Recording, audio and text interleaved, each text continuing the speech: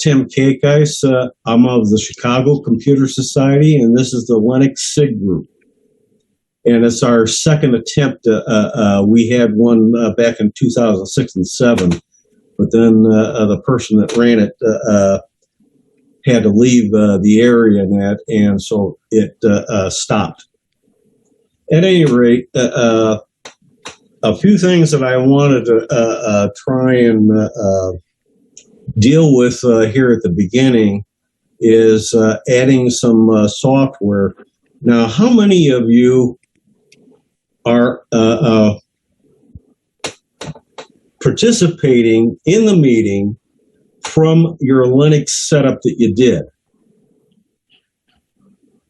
Not too many. I'm on it.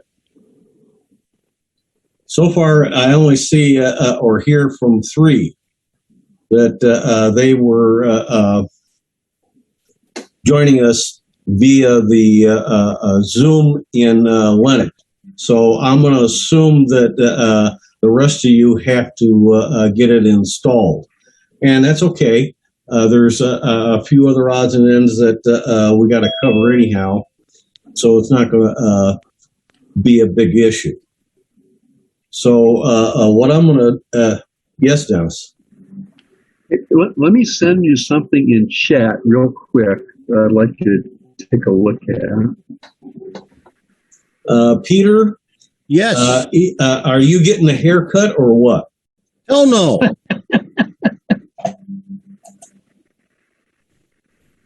I'm seeing how long I can last. Okay, did you get the thing in chat? Yes. Yes, I did. I'm looking at it now.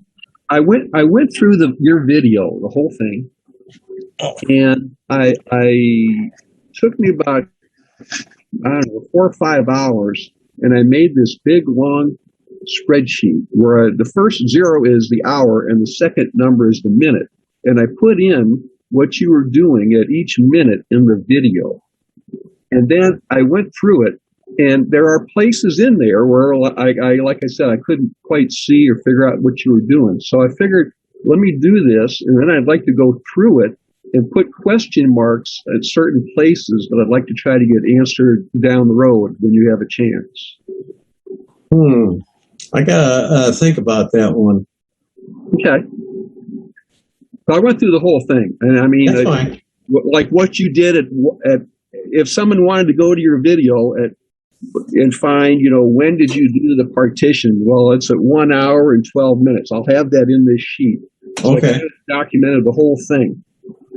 All right. And it helped me try and do it.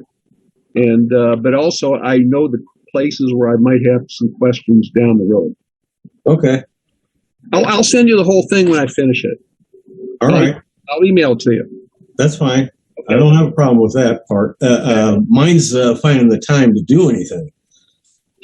Okay, no problem. This is getting to be even if you find it useful, maybe to put it outside with your video if somebody wanted to see a timeline. I mean, whatever you want to do. Whatever you want to do. Well, I mean, I've got quite a few things that have to get done sooner or later. Right now, I've got to try and operate a different computer, my Linux computer, with at least one of my 2 cats occupying my lap. And that's going to be a lot of fun. Okay. I'm going to see if I can share my screen. At least I hope it works. Okay. Jerry, do you have the view side-by-side set up? I'm just recording the presentation. Okay. The only reason I ask is on my Linux, it doesn't show side-by-side. I know how you can get the side-by-side, but I prefer the presentation. Well, now on my Windows system where you do have the side-by-side, because I'm doing the screen share on the Linux side, we got a nice big black box. I know. Yeah. And this is one of the issues that Mike Ungerman from the Central Florida Computer Society was talking about with me, and that's why I sent that email to you. Yeah. Well, Tim, here's a real quick, easy.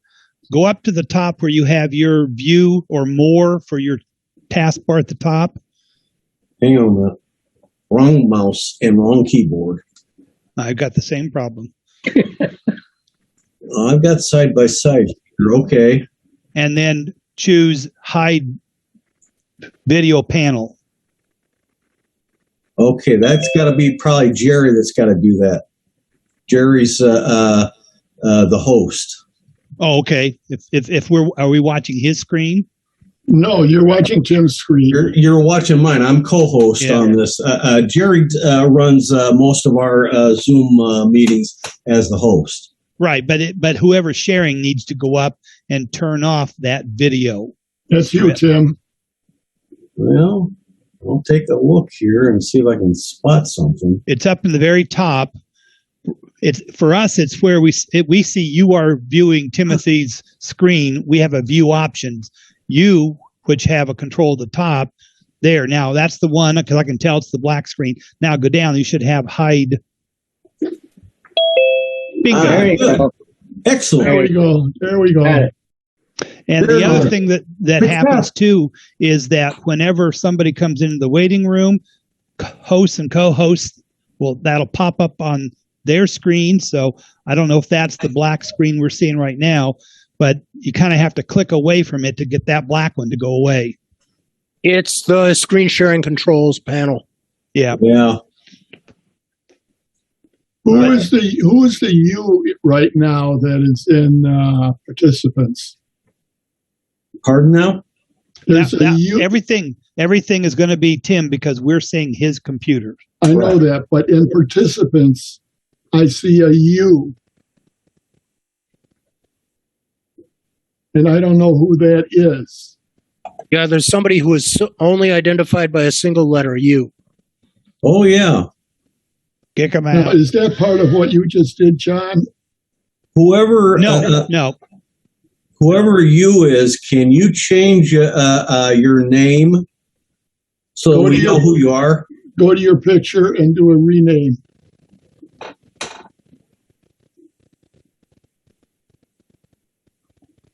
Okay. Well, he's doing that, Tim. Just to let you know, the other solution I sent to Mike later is that I've learned a while back. I do everything on separate workstations. I'm on a Windows machine and on a Linux machine. Right. So if you use separate workstations, workspaces, Zoom stays on one space and you're sharing and doing everything on a different space, and those controls don't transfer over. Okay. Well, I haven't done a heck of a lot with that feature, and I know I got to get into it more. It's on all the OSs, the workspaces. Yep. Thanks to Linux doing it, Windows now has it. Yeah. John, I do the same thing. I do all my recording on a separate workstation. Perfect. Yeah. Well, I know I'm doing it on the same computer, but I'm doing it on different workspace. Okay. Right. Workspace is a separate desktop. You can Correct. have multiple desktops. Yeah. By the way, we welcome you, John, to joining us on the Chicago Computer Society Linux SIG. My pleasure. You're one of my groups in my region, so You probably I feel the pleasure. You probably see my name every Wednesday, Yeah, okay. but without a picture for a very plain, simple reason. A lot of our members know I am in dialysis on that day, Okay. and I don't want people to see what I'm going through. That's fine. I understand that. So good. All right. I'm done now. Okay. Okay. I'm going to go to the start button. I'm going to come up to the second icon, which is Software Manager. I'm going to launch it. Now, I already have Zoom on this one, but that's okay. I'm going to come up here to the search bar, the top right side of that window that it popped up. I'm going to key in Zoom. and it shows up as a second one. Now mine has a little green circle with a check mark after Zoom because I've already installed it. If you just click on the bar, it would allow you to do an install and get Zoom on your Linux install. Now, aside from that one, I also want to point out a few other utilities. Many of us on Windows use CCleaner to help clean up the junk files. In our Linux, the utility closest to it in functionality is called BLEACHBIT,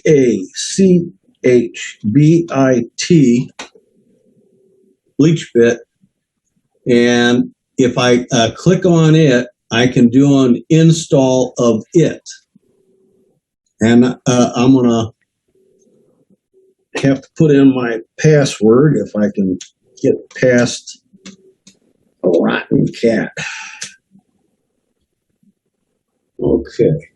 Have the cat put it in. Yeah, I know. She got long enough claws for it.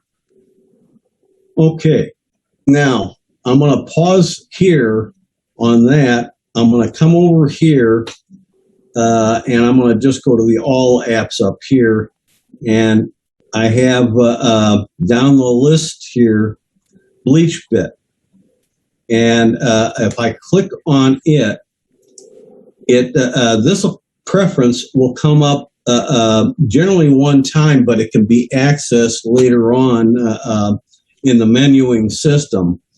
And I generally leave most of the settings right now alone because I haven't had time to experiment with some of the changes. So I'm going to close that. And in the left column here of bleachbit, you have categories of what things are and subcategories as to what can be cleaned up. So if I click on APT, I can put a check mark here, and it check marks everything underneath it.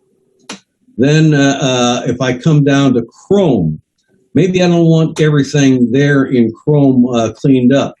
So I'm going to put a check mark in cache, cookies, DOM storage, form history, because I want those wiped out. History I might leave.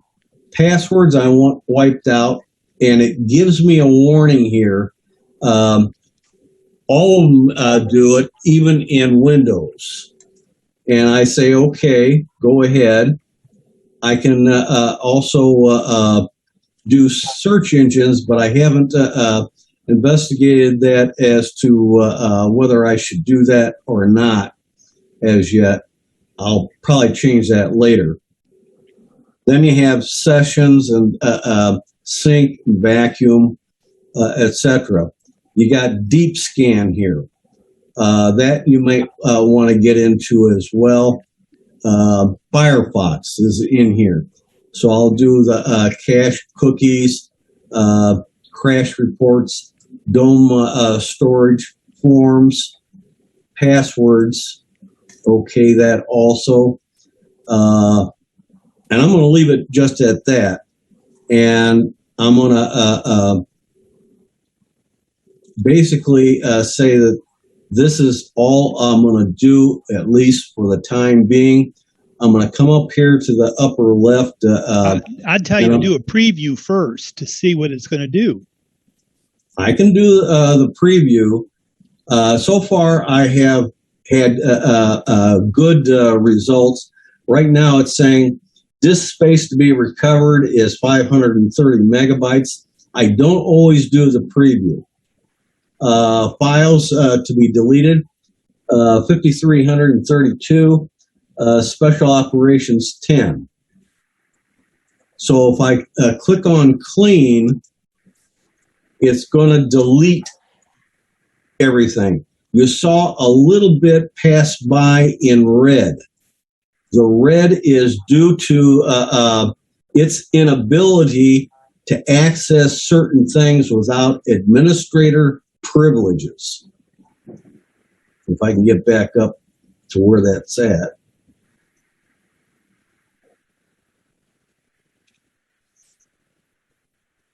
There we go. Now, anything that's in red here, nothing happened to it. And that's because I'm running this as a standard user, no administrator's privileges. To get that cleaned up also requires me to have root access to bleachbit. And at that point, you would be able to delete most of that stuff as well. It's not that worrisome from my point of view at this present time. That may change later. But it gives me a way of cleaning up some of the accumulating trash on my Linux system. Now, I'm going to come over to the search bar again. I'm going to put in CHROMIUM. And Chromium is another browser that is the foundation of lots of other browsers, including Chrome itself. This is an open source. Chrome is a proprietary. You can also put in here for searching like Brave browser or Vivaldi as a couple others. Another one that might be out there that you might want to investigate if it's in the library.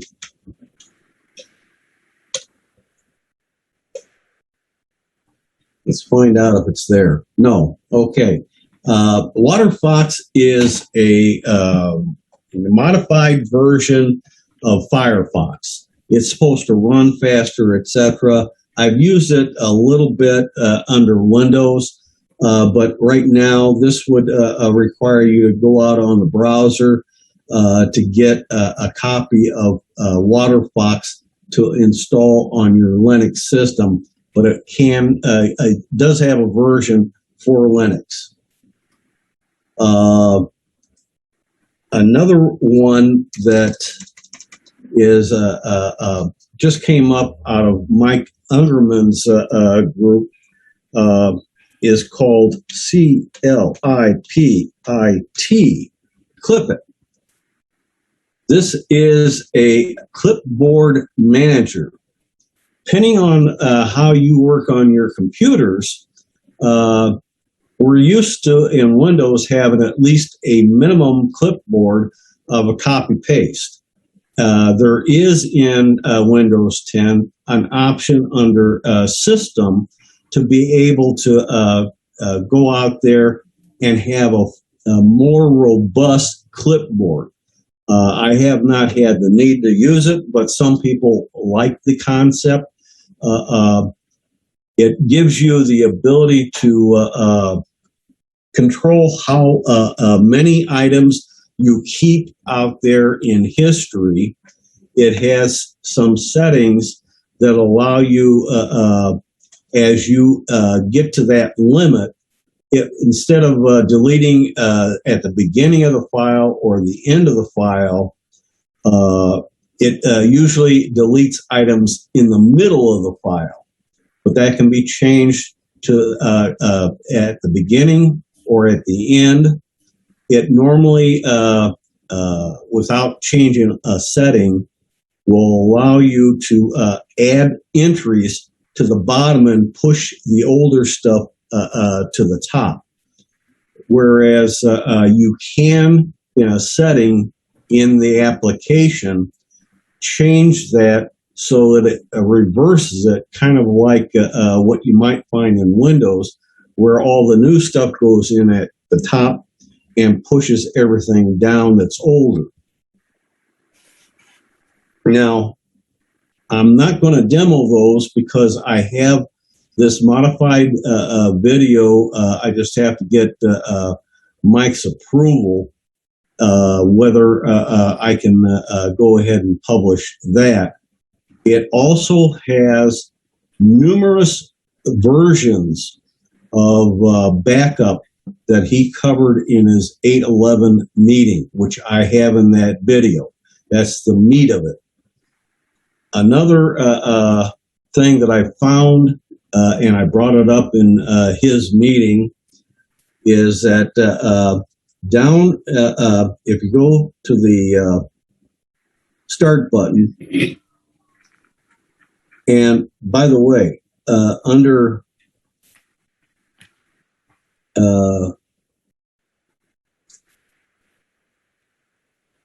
trying to find something. Oh, here it is. Under administrator, if you want to get into it, bleachbit as root is here. It will challenge you for the password.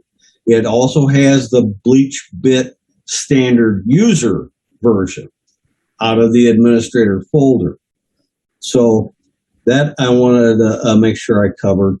But down in preferences folder, there is an interesting little tidbit that I found. I got to find it again now.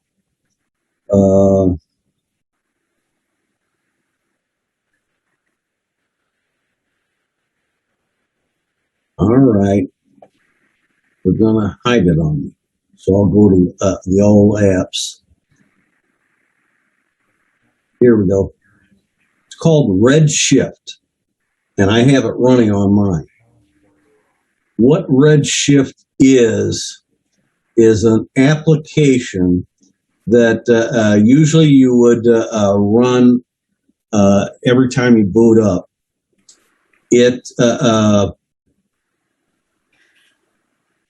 and I use something similar to it on Windows, and Chrome OS as well. It shifts from daytime to nighttime and starts warming the color of the screen. It can start turning the screen desktop slightly orangish in color. This reduces the blue color that normally comes through during the day. But if you use your systems in the evening a lot, the blue light can disturb your sleep. The redshift will eliminate a lot of that blue and prevent it from disturbing your sleep. So it's something worth looking at. Now,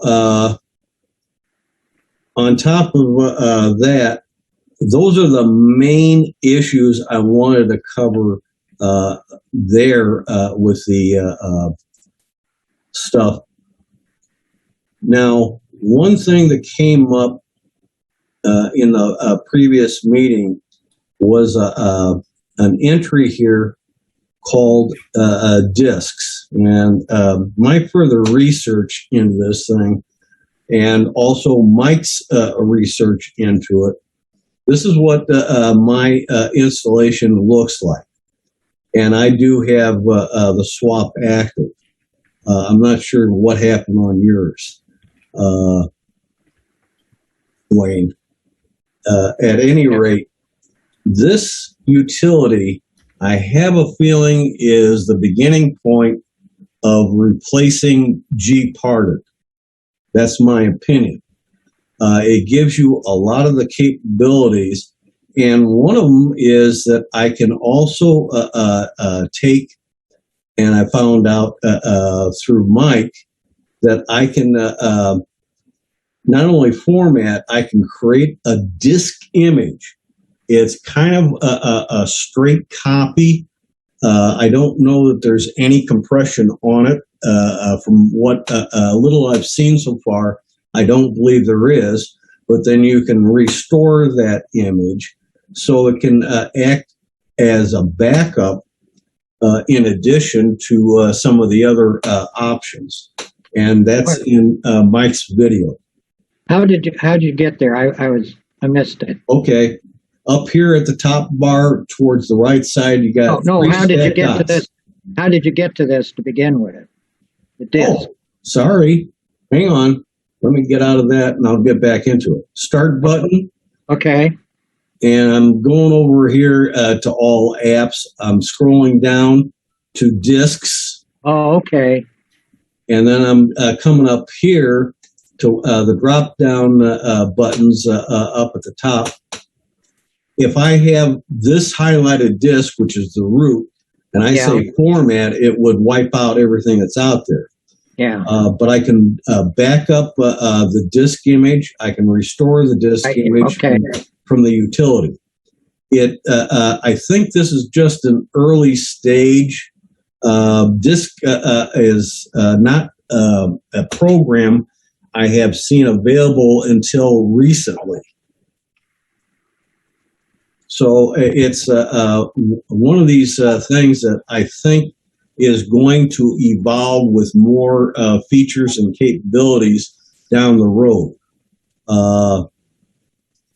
But I can take and look at what I've got out here, and it gives you some of the ideas, what is each partition and what it's about, what format it's on, etc. Now I've got 3 partitions. I've got a partition 1, it says file system, partition 1, 537 megabyte FAT, and I got extended partition 2, 250 gigabytes, and file system partition 5, 250 gigabyte extended. Okay, that last one, usually partition 5 is when you get into 3, sometimes you also, I've seen a lot of my systems, the swap gets called 5. Yeah. I haven't figured out why, but it does. That's way overboard if you've got 250 gigabytes. Well, 2 and 5 are the same size. Well, 2 is probably your home directory, okay? And at least if you set it up the way I had in the video. Partition 1 is your root. That's where the actual operating system That's the SBA one, okay. And the other one is probably your swap. And usually the max on that is 2 times the amount of RAM memory in your computer. I usually only am using half the space of my RAM memory.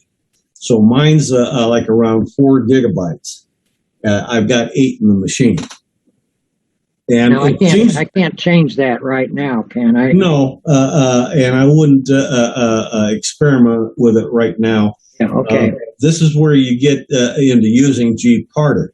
Now, that gets me back into the other area.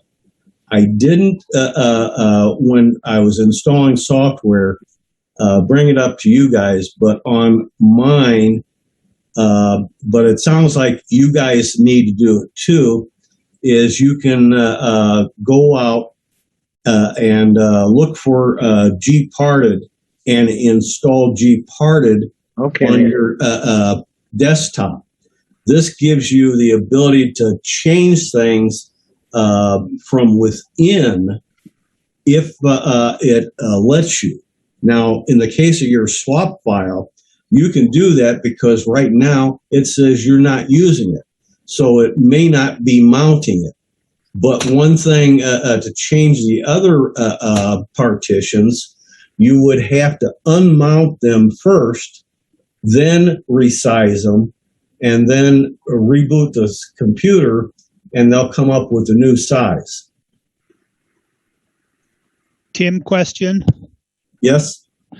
When you taught them or showed them, don't taught school days, about setting up the computer, were they using MBA or GPT for their file system structure? Probably MBR. MBR. Yeah, because that's when he said that he's got an extended. That said, that's an MBR where you have your limits. That nowadays mostly you want to do the GPT so you can have as many partitions and not have to worry about extended ones and inside of extended ones. Yeah, I know, but some of the folks, I'm taking into account their systems may not have GPT support. So now Wayne's does with his system, but and there's a few others that may be in the same basic situation, but there's several in the group that their old systems will not support that. They have to use the MBR. In fact, even though my Linux computer that I'm displaying there, it's can support GPT. I'm using a old SanDisk ready cache solid state drive that was for speeding up spinning hard disk systems with just a cache function. I wiped that out. I'm using these. They're only 32 gigabytes in space. And even though I can support GPT, I have it set up as MBR because I'm only using 3 partitions. Does that give you an understanding of where I was at? Yep. Okay. Not a problem. Now, it's just that it's been so long since I've seen, other than a Windows machine, an extended partition. I'm going, ooh, that's the old way. Okay. No, I recognize that right off the bat doing the extended because I did state in our extra meeting 2 weeks ago for setting things up. With MBR, you can only have 3 primary and 1 extended, where you can have many logicals within the extended, or you can have 4 primaries. But since we were only setting up 3 partitions, it didn't make any sense to bother with it. Wayne, on your system, you're way overboard on the sizes of your partitions. I agree. I wasn't able to adjust it. That's what I'm frustrated with. Well, with the root partition at 500 gigabytes, if any Linux system needs 500 gigabytes, I ain't going to install it. I'm not even going to experiment with it. So it's 15 to 20 is all you need for the root. Now, some of the space you got in the home directory at 250, that might be plausible depending on what you do with the system besides learning on it. The swap file is way overkill also. Right. So I'm assuming you got a gigabyte drive in the machine, therefore you probably only need for learning purposes no more than what I've got here in front of me, which is a 32 gigabyte total setup. All 3 partitions fit within 32 gig. I have a 250 gigabyte SSD. Okay. Well, my file system, my partition 1 is 537 megabytes. Oh, megabytes, excuse me. That's small. Wait a minute. I got a sneaky suspicion. At 512 megabytes, I wonder if you made an extra partition. Or is it not a boot partition? I think that's boot. And, it's a FAT. It's an FAT32, 537 megabytes. Yeah, that's probably boot. a boot. Yeah, master boot record. It says. Yeah, but that would be your boot partition, which is a legacy partition. And really, you don't need the boot partition except on the Red Hat software systems. Yeah, Fedora is the only one that needs it. So you got a partition you really didn't need. The next partition probably is your root. After that, might be your home partition, or it might be the swap file. So you got something a little messed up there as far as that goes. And ideally, swap should be toward the end of the drive, right, Tim? Yeah, generally yes, but I actually set it up both ways on systems. The reason you want to put the swap at the tail end of the drive is in case you got to resize it. Right. Whereas if you put it at the beginning of the drive, then you run into the headache of having to do moving of other partitions first to make empty space right after the existing swap file partition, and then resize the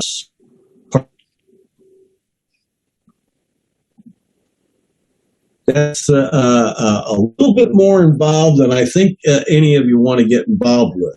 I was about to say, that's no fun. No, it's not. And I do that stuff on a lot of systems, Windows and Linux, and it's a real arduous headache. All-night process.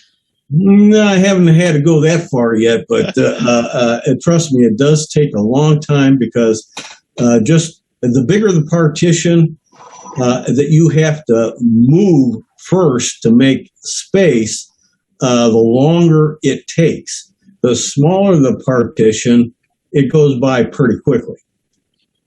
Yeah, that is true with gparted. Yeah. If you're using something like Macrium Reflect, it has intelligent sector copying, and that speeds it up a lot. Yes. But offhand, it's a case of what tools you happen to have and use.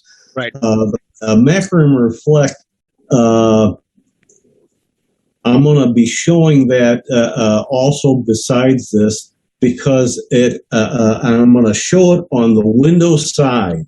I don't know if it runs natively on a Linux that port a lot of Windows software that be able to take and run Macrium Reflect natively. But it has a bootable Linux USB you can build, but you have a lot more features with the Windows RE or Windows PE USB. Yes, but at the moment, why I want to show the Windows side of this is because there is to Macrium Reflect a rescue media.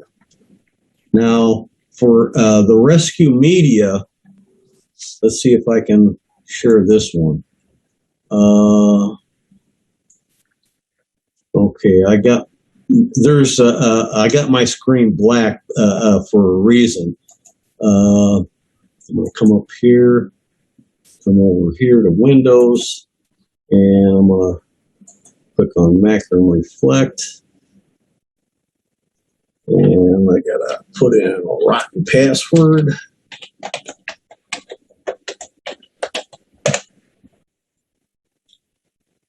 Yeah, so I was referring to the rescue media.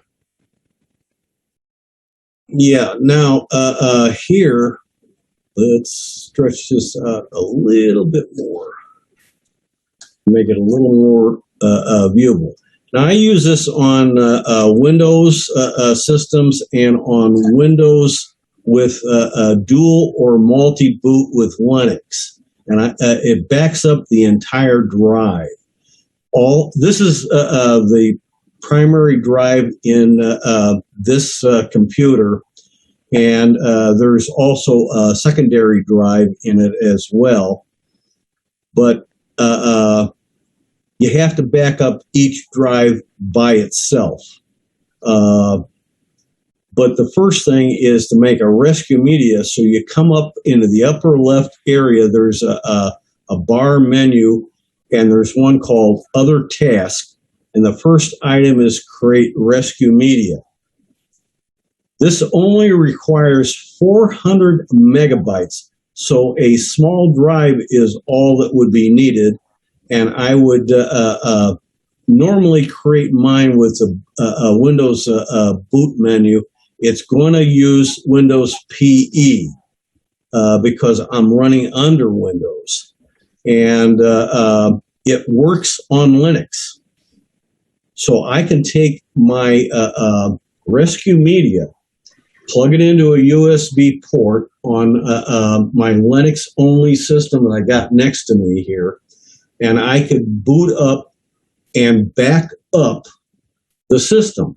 But initially, it comes up in a restore mode because that's what the purpose of the flash drive is in the first place, is to be able to restore a backup to the system you're running it on. But there's a tab over here. I'm going to close that. There's a tab over here on the left side that says backup.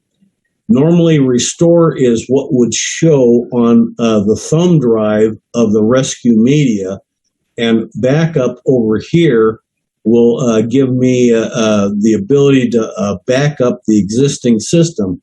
I just click Image. Now I'm shown exactly what it's going to back up.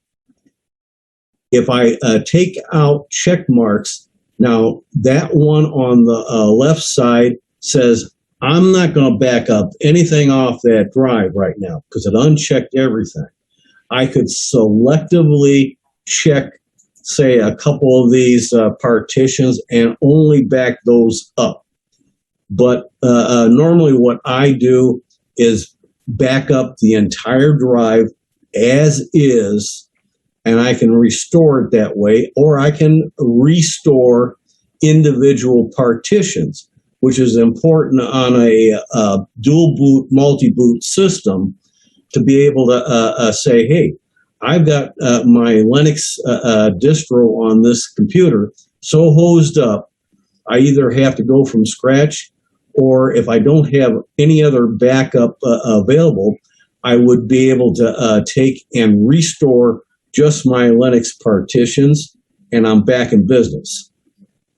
That's the purpose of a backup. Now, in addition, we have here 3 dots on this line here. This is where you're going to back up to. Now, all my backup drives, I don't have one plugged in right now. I'll tell you that offhand.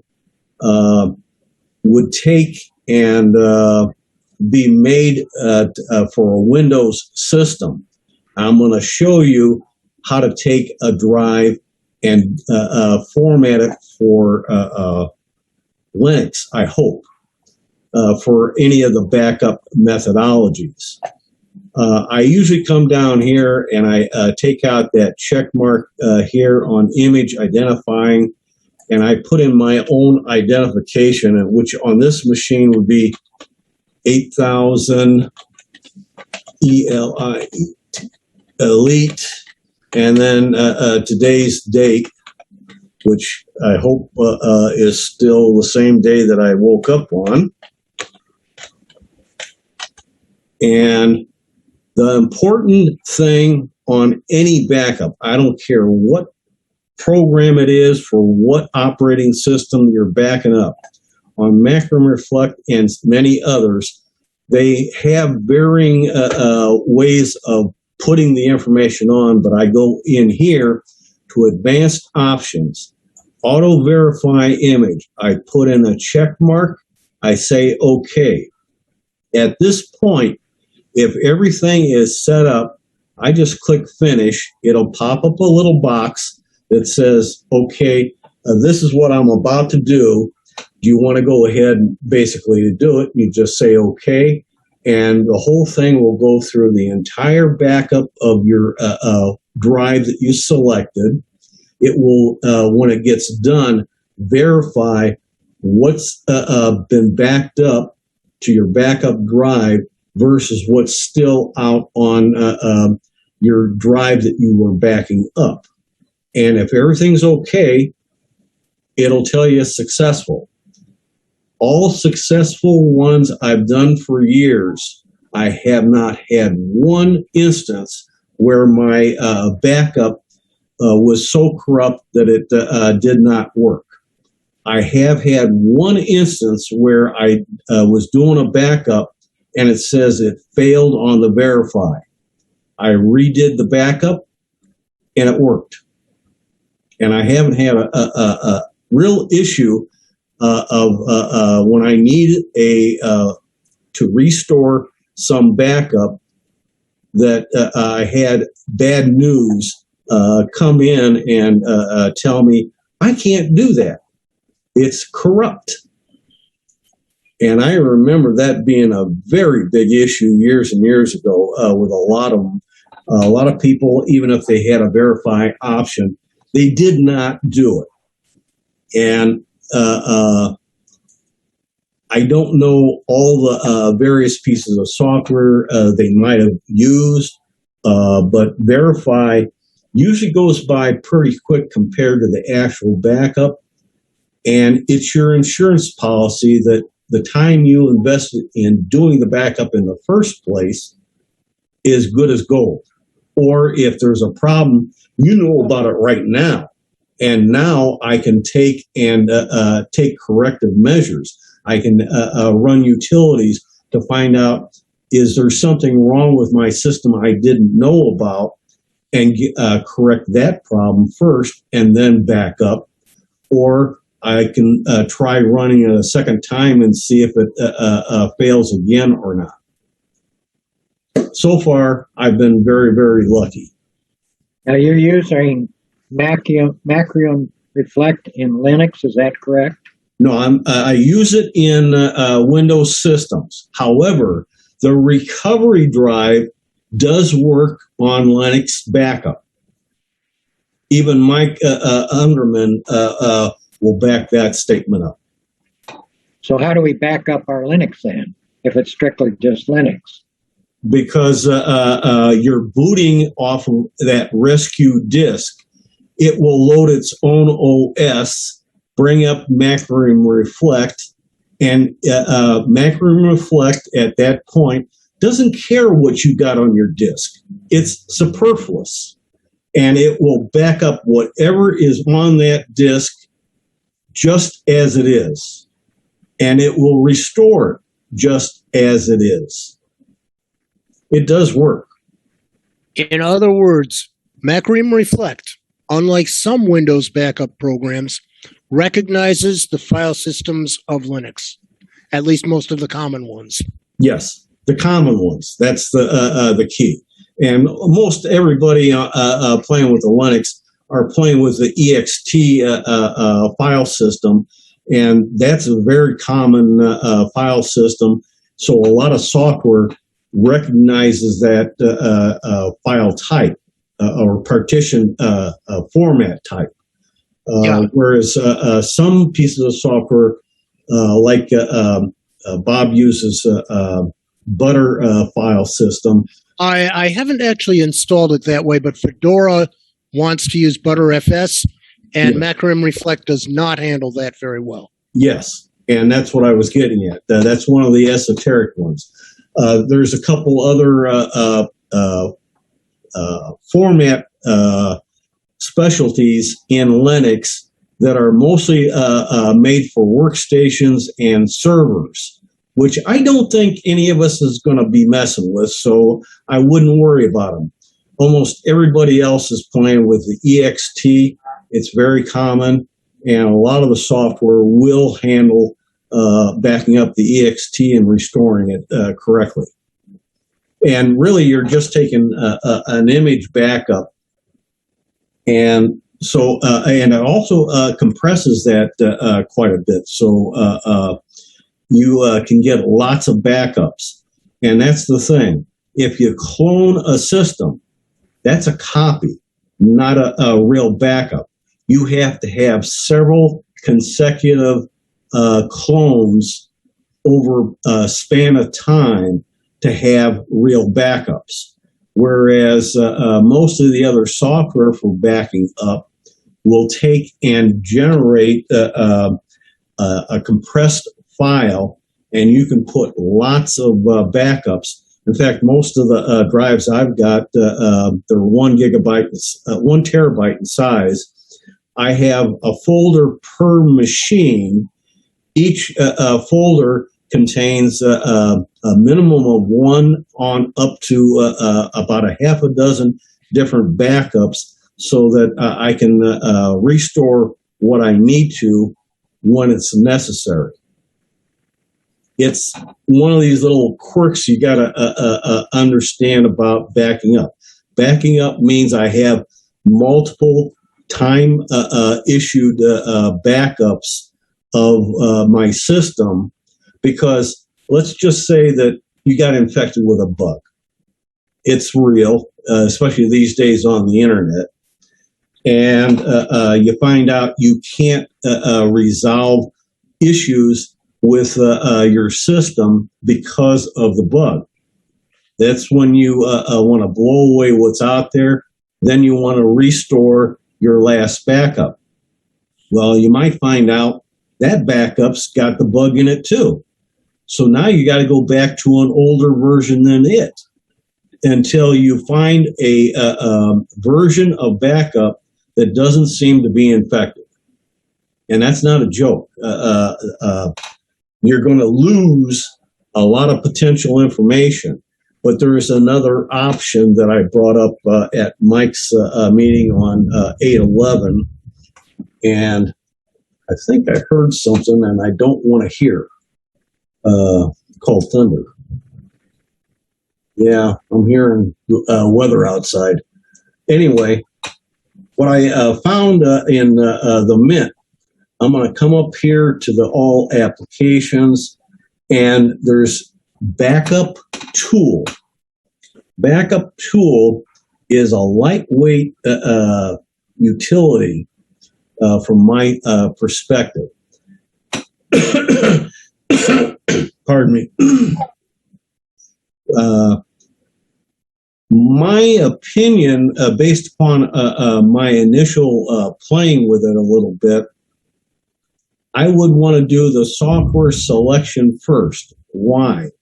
Because when this thing does a backup now, this is what you got out there, but it seems to put whatever file it is creating in your home partition. And if I back out of this to this menu again, then you have personal data. This is backing up your home directory. And so if I do the software one first, when I do the backup of the home directory, then I'm going to catch all that other information as well. And it's basically wanting me to tell it, where do I want to back up? And that gets into the next issue. So I'm going to get out of this for the moment. And I'm going to bring up the Gparted on my system. And I'm going to play a little game here with an external drive. One thing you're going to find out with Linux, doing it mostly the Linux way, is because this is using ext formatting of your file system, that it wants your backup in the same vein. So a backup drive I have that I use on my Windows systems is not going to work. It's going to reject it if I try and do it. So I'll come back. Whoops, lost my pointer. come back up here. I'm going to come down, and I have G parted here.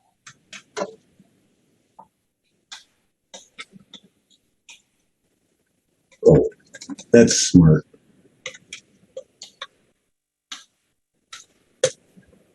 Okay, now I have an external drive. This is one I had laying around. It hasn't been used yet.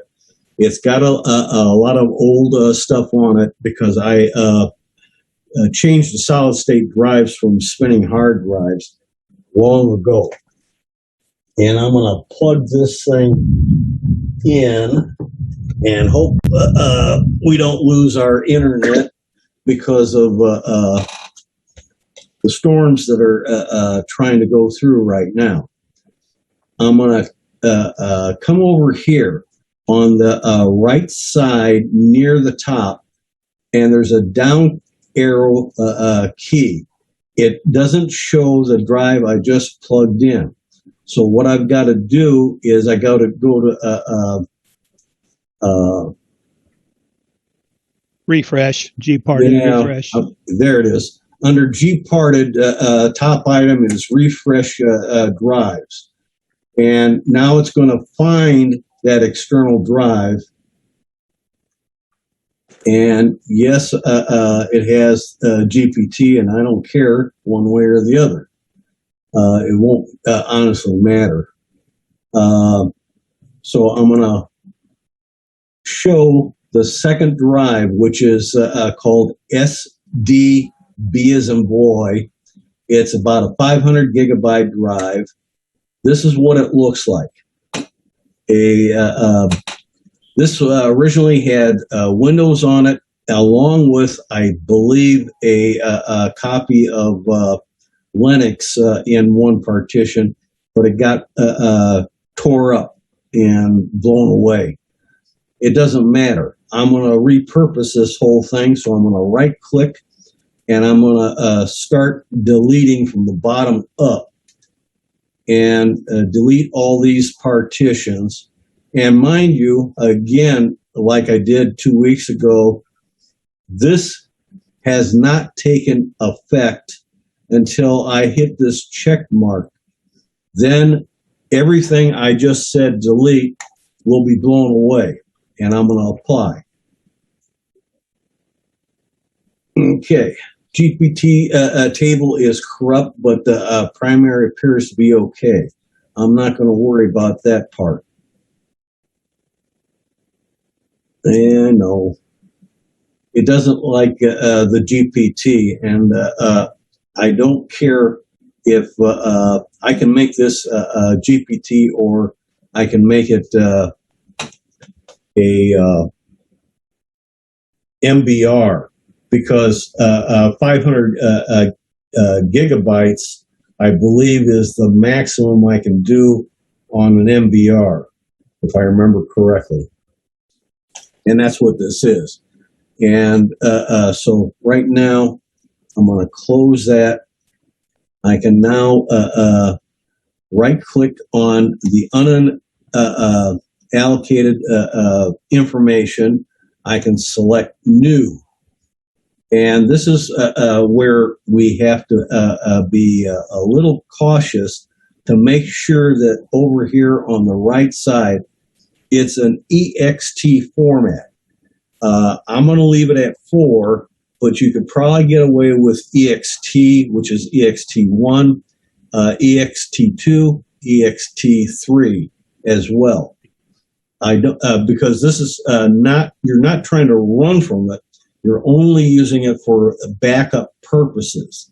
If you were running from it, I recommend the EXT4. So I'm going to give this a primary partition a name that's really important, because otherwise I might forget what this thing is being used for. Considering I got about 8 to 10 backup drives, all external. So I'm calling it Linux Backup. It's the only one I've got that's going to be that way. And I don't really care too much about the other settings. I want the entire drive, one single partition, and I'm going to do an add. I'm going to apply, and it's going to go through the process of setting up new partition table the way it wants to do it. It's going to make it an ext4 partition, and within that, I will make, because I have multiple Linux systems, a folder for each computer I use this drive to back up Linux on. Whatever software I'm using, it doesn't matter to me which of the Linux distros I've got. This is where it's going to go on this one drive for each of the computers I want to back up. And that's in addition, potentially, of my other Windows backups that have Linux partitions on them. And I have several. So right now, we have one whole gigantic partition. I'm not going to resize it. I'm not going to copy it, but I do need to format it. And so I'm going to do the format on it and apply. And it's going to, I could have, after setting up the new, I could have selected format then and executed the two different operations, one after another, automatically. But I thought I'd separate them out so that you see that I'm doing two operations to get this drive operational. By the way, in Wayne's case, he is well within the capabilities of MBR. MBR can take on 2 terabytes. Oh, okay. That's good to know. I thought there was a limit, and maybe I was in error about that, but I don't have a terabyte or a 2 terabyte drive laying around. And at the moment, my systems, most of them are backed up with Windows, so I'm not concerned about it. But I have on this computer 3 different Linuxes that I swap in and out, and I have another laptop that I got about 5 or 6 different Linuxes that I swap in and out as I want to use them. Or I just wanted to reassure Wayne that 512 gigabytes is well within MBR capabilities.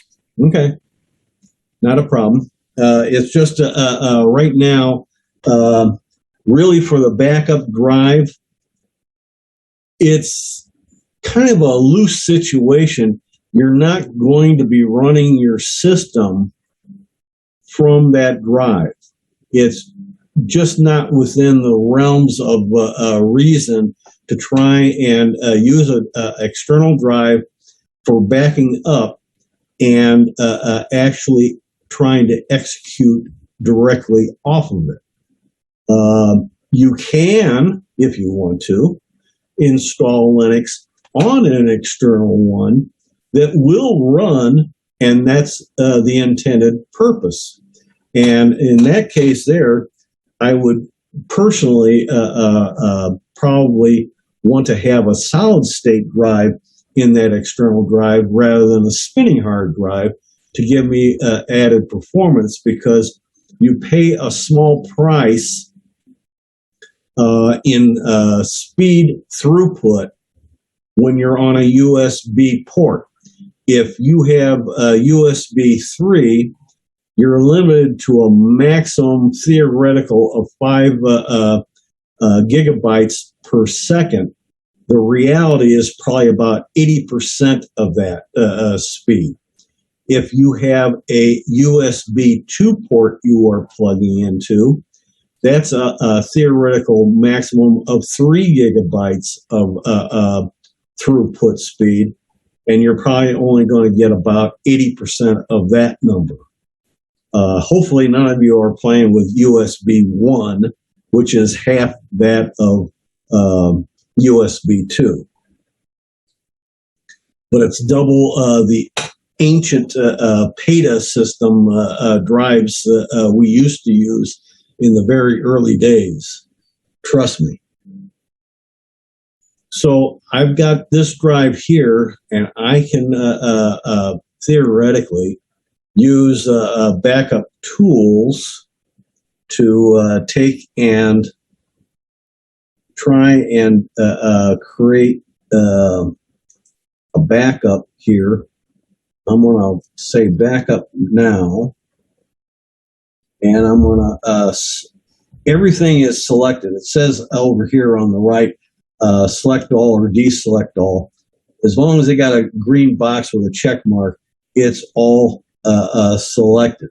And this is all the external software I have loaded on this test system. And that's what this is. I have another Mint that is my production system. And I'm going to say, go ahead forward, and your software selection has been saved in the home directory in Tim, which is, I think, me. It was when I started. Documents folder, backups, and it tells you what the package list is. Now, if I exit out of that, I shouldn't exit out. I should have backed out. And I'll go back into the backup tool, and I'll go to the first entry here, personal data. Backup now. We're going to come down, and we're going to go to other. And it's wanting to know what other is. So I'm going to click on the 500 gigabyte external drive. I'm going to right click. Well, it's not going to let me right click right now. I'm going to create a folder. It's over on the right side. There's a little icon here of a folder with a plus sign in it. I'm going to say here, let's see now. I got to pause for a second here.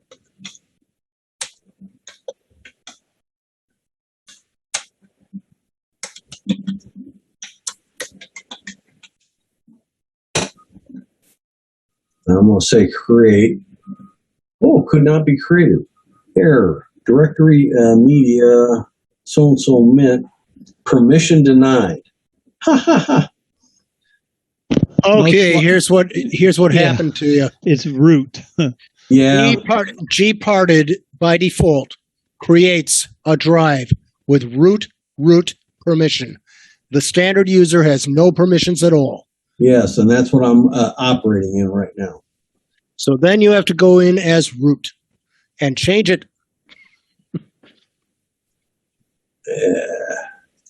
Shoot. I didn't want to get into that right now. I know. That's a little bit too much for many of the people in this group to tolerate. Basically, what he's saying, and usually the way you would do it is through the command terminal. You would go in to, I think it's chroot. No, Tim, that's one way of doing it, yes, and it's probably the safest.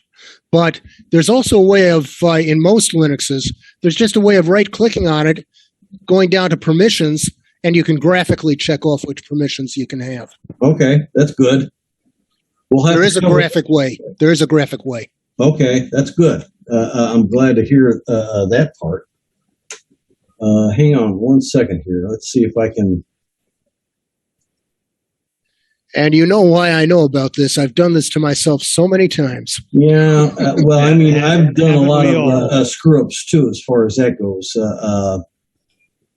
File system. It's not a screw-up. It's a quirk in Gparted. Yeah, and I forgot all about it because I've done this once before. When you get into Linux,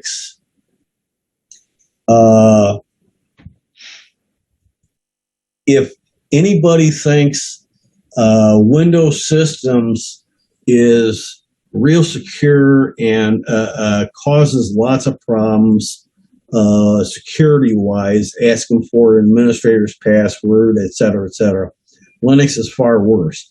They really tighten down the screws on everything.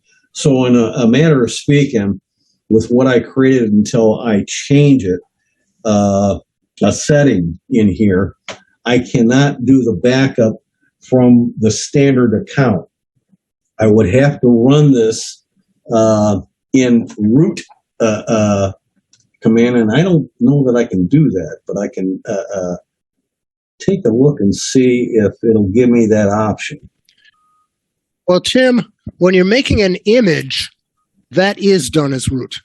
However, if you use anything like Chromium Reflect on that, or if you're going to do data backup, you will need additional permissions. Yes, but even right now, it's bugging me. Okay, it's not going to let me do it from here.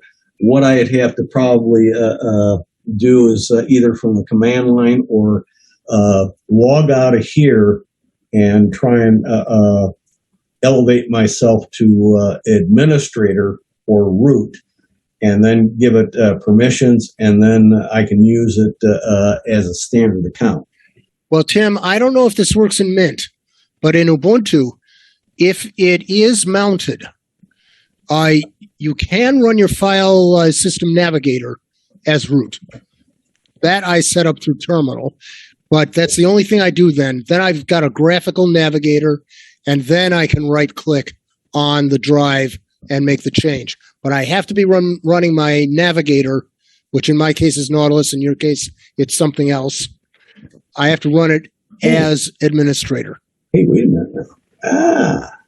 But can you change the permission? I don't know if I can change it. Not on here you can't, because you are not the owner. That's right.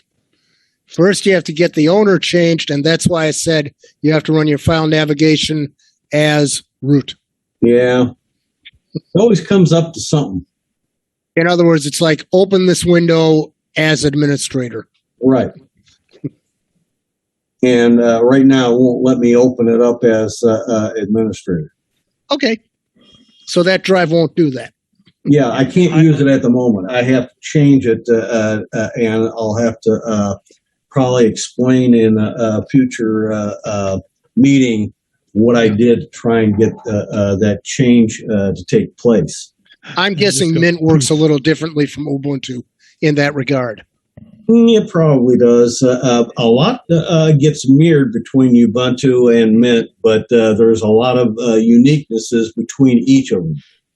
Yeah, Ubuntu has sometimes a more robust feature set for these kinds of maintenance tasks, because Mint tries to take it and make it simple and easy to use.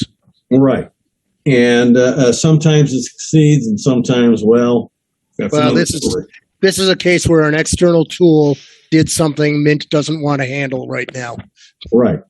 And that's where I think disk is going to be evolving into a kind of a replacement, and hopefully that will resolve that particular issue. Wayne, you had something? Yeah, can you display your disk again so I can get a picture so I know exactly what it should look like with my partitions? Which Just, just where it shows your disk with the... Oh, okay. Hang on. The three partitions. Yeah. Yeah. Hang on. I'm going to... I'll show you in both disk and gparted. Yeah, okay. This is disk utility, which is already built in. Yeah, okay, I got that. And the first partition that's green is root. The next one is home. File system. And the last one is swap. Swap, yeah. Okay. Now, I'm going to... Now, both of them were file systems, so don't get that confused. They were both file system, but one's root, one's home. Right. Tim, what about trying and using disk to format that external hard drive? That's an idea. And hang on for 1 second first. I'm going And to bring disk up. change permission and ownership. I'm not sure it Maybe. can. I'm not sure it can. I agree with you on that, Bob. It may and may not, but it's worth experimenting with. That's part of the learning process. This is G-parted, how my drive looks there. So this is the same drive that you saw in disk, and this is what it looks like in G-parted. Now I've got mine up on G-parted, and my first SDA1 is that FAT32 boot, EFI. Yeah, that partition you really didn't need. It doesn't hurt anything. Don't get me wrong. Right. But, it's not necessary. Right. The next one is extended. That's totally blank. And then the last one is EXT4. So it's missing the swap file. Or the swap. Something tells me you're totally loaded into that third partition. Yeah. Meaning that you don't have a breakout of anything. Right. It's all inclusive. Yeah, everything is in that third partition. It's used 29.58 gigabytes, and it's out of a 232 gigabytes. Yeah, that's what you instead of having populated 3 partitions, you populated really only 2. The boot partition that got broken out, and the rest of it went into that third partition. Right. And that's where your swap file is at too, inside of that. Right. So I've got to just delete everything, start over. Yeah, that's a do-over. You need to watch that video a little bit better after the G-parted stuff. Yeah, because it also sounded like a little bit when they tried to install the Linux that in the installation part had a box check to make that a boot and then an extended partition instead of just a separate partition. Well, I let it actually automatic install it by itself. So because I was that was a mistake. See, in the video, I said to select the other option, and you have to tell it what you want in each partition. And I selected one as root and one as the home, and the swap file was already there from the G-parted function. Yeah. And then it just installed everything right where it needed to be. Well, usually the auto will just create a swap and then a root without a home, without doing the boot or an extended one. If you've already created a partition and labeled it home, it may use that. Correct. Well, it's the label part. And maybe I didn't make that as clear as needed. When I created the partitions, that's all I did is create the partitions. Yeah. When I got into the install of Linux, instead of taking the first option, I took the last option. Yeah, I understand that. Then it shows a primitive version of G-parted.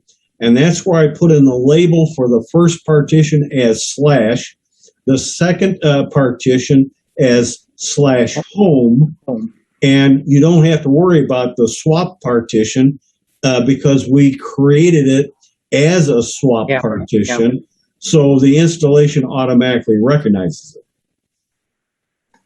Also, if it would help, I do have available to show what the graphical change permissions pop-up box looks like in my Linux. But again, if it's going to be different in Mint, we won't show that.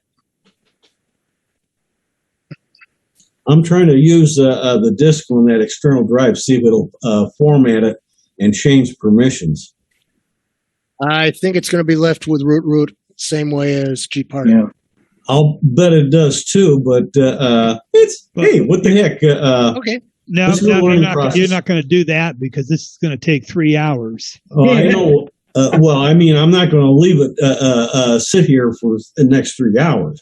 No, it shouldn't take I'm going to that just long. minimize that, let it run, and I'll see what happens with it. Now, at the moment, what I want to try and discuss is some of the issues some of you people have had in getting your Linux system up and running. Could we just jump back just a little bit to the backing up philosophy? Okay. The number one backup philosophy is splitting root and home, so that nothing that you do to your operating system affects all of your files. And so backing up your home is the most important part. Right. I never back up the root part, because I can reinstall Linux in about 10 minutes, if that much, but it's my files that get backed up. What I like about with Mint, and I use the Mate version, you're using Cinnamon, but it's the same, is that software backup backs up a recording of what all you've added to the computer. If you don't add anything to your operating system other than what came with Mint, you don't have to worry about that, because when you reinstall Mint, you'll get all those programs. But when you do a lot of extra ones, it's helpful. Now, there's a way to do it, and we won't talk about it in Synaptic to do the same thing, but thanks to Mint, they make it so easy. So that way, after you get a reinstall of your operating system, you just run that, all the programs that you had gone over time and added, get all added back in.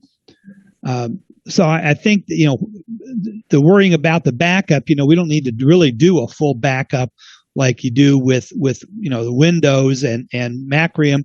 If you back up regularly your home drive, because you have to, no matter what, then reinstalling is not bad. It's just real quick. It's not like a Windows thing. That's what kind of a number of us say is the sequence. Split the home, back up your home. If you do a lot of additional software, make that list of what you've added, then it just automatically gets reinstalled and you're back in business. Yeah, the backup of the home directory, I've done that for myself. And I've taken on this test version of Linux Mint. Basically, I did the experiment is to say that the root directory that I created is all corrupt. And so when I went in to install from my external USB drive Linux Mint again, I went to the other option. It shows me all the partitions. I told it basically to blow away whatever there is by formatting the first root partition. The second partition, which is designated as home, I said, keep it. But I wasn't planning on getting into that little aspect at this point in time. But it is an option. And when I did that and went through the rest of the install process, I have a working system again. I replaced the operating system completely, but everything in the way of my files and installed programs were sitting there ready to go. And you don't worry really in backing up the swap file, because it's miscellaneous bits and pieces that you can't do anything with regardless. So swap file is one partition. You can forget backing up, but since it's so small, I don't think it's going to make that big a difference. The one thing that I share with people that was such a surprise, by doing that, separating your home. I had been previously, before our group switched to Mint Mate, I was an MX user. And so I had my computer set up. I just I installed Mint on top of MX. But because of having my home drive separate and just told Mint, use it, I was flabbergasted because when I started up, I opened up Thunderbird, all my mail was there. I opened up my browser, all of my bookmarks were there because they're all stored in your home. And so I had expected to have to get back in and installing all sorts of stuff and customizing it. And all my settings, even my background that I had been using in MX, showed up on Mint because it's all stored there. It was just so easy. John, that will work. That will work as long as the distros that you're sharing the home partition amongst are the same family of Linux. Absolutely. And as long as they are using the same versions of all the software, including the GNOME shell. Anything that duplicates or has different versions will start to conflict in a shared home partition. I tried doing that with PC Linux OS and a Debian based, and it kept locking me out of each other after I reinstalled. So you gotta keep apples and apples. MX is not Debian. Well, MX works fine for me. It uses all the Debian, and I had no problem switching from that. But boy, don't go from Fedora or something else. That's what I meant. Fedora is not Debian. Yes, sorry. Right. MX is. MX is almost pure Debian. Well, that also applies to Arch, which I also play with too. You ain't going to mix those together. You're going to end up with fruit punch. Oh, you're braver than I am.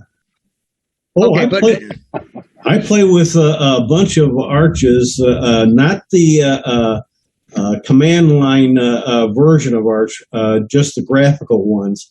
And I play with Gecko, which is as close as I get to Red Hat. It's a OpenSUSE that's polished like Mint is. And then I play with quite a few different versions based on Debian, Ubuntu, and Mint. But for our Mint users, the separate home partition does have that advantage that you can blow things away, as Tim's been saying, and you can put back the operating system, put back your software marks, and you're good to go, unless you've done special customized settings. Yeah, that's something I intended to somewhere down the road yet. Basically, try and do a demo of. The bad part is because you're having to reinstall on the system, I have to use the camera like I did 2 weeks ago, and I hope I do a little bit better job in what you can see on your screen. It's just a case where it has to be done that way. Otherwise, there is no connection to be made, and there's no zoom, so you wouldn't see anything. Right. That's the only way to see what's going on is you got to have an extra camera, and you got to be able to have two computers in front of you. That's why I also had and presume everybody was going to start off with a Windows desktop versus a Linux desktop. And now that you've gotten most of you an installation, even if it's not perfect, like we described 2 weeks ago, it's a case where it's running. You can add Zoom into it. You can join a Zoom conference just like we're doing right now, and then I've got on my Linux system having multiple browsers, which I alluded to in adding software, is because every now and then, and it doesn't happen happily too often, you try and bring up a familiar site that for some reason will not display correctly, if at all, on your usual browser. The best thing to do next, after making sure that you do have internet connection, is to bring up an alternate browser. So if you use the Firefox as your default, having Chromium or Brave or Vivaldi, Chrome, even dare I say Microsoft's Edge Chromium version loaded up, and see if your site that you're trying to get to will display in the alternate browser. If it does, you may have an issue with the current browser that you normally would use. You might need to uninstall it and reinstall it to get it working again. Yeah, okay, so what else should we be installing? Well, it's just a case where I have on only a couple occasions run into this issue, so I'm bringing it up now because it popped into my head. All right. And some people don't understand why I have two or more browsers on my Windows system and or Linux systems. It's because if this issue crops up, I don't want to lose my marbles. I'll just go to the other browser and bring up the same site and see what it says. It could be the site that you're trying to get to that's having the problem or issue at hand, and there may be nothing you can do about it other than come back later to see if that site is working properly again. But if it does show up in the alternate browser, then there's a good chance you have a problem in your primary browser that you use most of the time. And in that case, uninstalling it and reinstalling it may solve that issue. Jim, I have a question. Uh-oh. It's not tough. No. I had used that backup tool to back up my Linux machine. So if I instead next time just back up that software, which is home, and keep that as my backups, when I would have to reinstall Linux, Mint, it would still accept the partitions that were there and only put the what's the home, not home, what's your other word for it? Files? No, it's not. Root. Thank you. Thank you. It would put the root just in that area and leave my files alone. It should, yes. Saying? If you do it correctly, but we're not at a point where I would try and show it to you how it's done. No, I just want to make sure I understand the philosophy, because the backup tool should only be used then for my software, my home. Yes, the home directory, you can take and reinstall Linux Mint. You could probably install Ubuntu if you wanted to. And you tell it when installing it, you have to use the other option so that you get what looks like the G-parted menu. You tell it which partition is the root for the operating system, and the home directory would be sitting there, but you tell it not to format it. You want to keep it as is. And when you get done with the installation, everything will probably work fine. One more question on this. I have a dual boot, so if I took my software I installed on my straight Linux in a backup, could I use that same flash drive and just install that part on my, I guess I don't have those same partitions. Let me think about it. That question I'm not going to bother with. I'll do it individually. Okay, thank you. I'm not sure exactly where you were going, but I have a sneaky suspicion I do. Since you're on a dual boot on the one machine, basically there, you would go through the same kind of install process as a standalone Linux-only system, and you could blow away the root partition, reinstalling everything there, which means it also formats that partition before the installation, and you tell it the home directory, I want to keep it. I do not want to format it. And it will oblige by keeping the home directory intact. And you go through the install process. It reinstalls the grub menu up front. And you're back in business probably just as though nothing happened. But that's real advanced. Yeah, I'm not going to do it. I'll just install each piece of software individually in the dual boot. I already have many of these in my laptop, so I'm not worried. It was just, I was trying to make a shortcut. I won't take the shortcut. Don't worry about it. Thank you. One thing about the Mint backup, it can back up markings for your software, meaning it will restore all the software you got from that source. All your Mint software that you're likely to have, all in one shot. It can both back it up and restore later. So it's not just your home directory it can back up.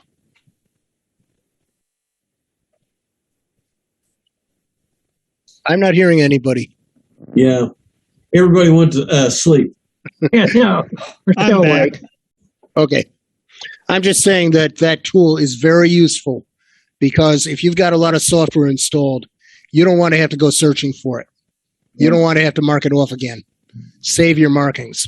Well, that's another reason why I It's all brought in up. one place. That's why I also brought up that backup tool that's in Mint. Right. Because it then, if you do the second operation first, it's putting a list of everything you got that you installed in software on your system in that home directory. Then when you back up the home directory, it's a moot point. You got the whole enchilada. Yeah, and be aware, every time you run it, it will overwrite the existing backup. Right. Unless you rename it. Yes, and that's where you have, if the software allows you to name the backup, you always want to make them unique by putting in the date of the backup in the name. But if it doesn't allow you to do that, what you have to do is go into your file system. You have to go into that folder on that external drive, and you have to manually relabel that backup so that it becomes a unique name. And if you're very unlucky, you have to do that as root. Yeah, well, if I get around this little issue of the G-Parted that I wasn't expecting because I forgot about it, I've only run into it once. No, Tim, it's a separate issue. The Mint backup, its backup is locked in as root. Okay. At any rate, these are some of the issues that you got to expect in a learning situation that you're going to have to address at some point in time. The problem is, when do you address them? Some of you are trying to get further ahead than most of us can handle. And that can cause a problem of confusion that really is undesirable. So you got to be a little cautious. It's good to breach the subject, yes. But some of these issues that are coming up even in this meeting and some of the other meetings, they're normal, but we're not ready to address them until we get more foundation under our feet.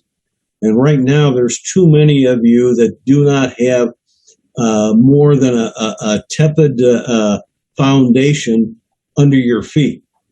And you've got to build that up some before you start tackling some of the more advanced topics, because you run into little issues that, like I did with that backup drive, where, okay, yes, we can go in, we can play with it and get it to work the way we want it to work.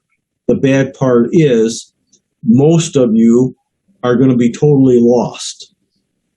And that doesn't do anybody any good. So I go and buy a backup hard drive at Micro Center. Now, do I have to format that for this Linux backup, which I haven't had to do with my other PC?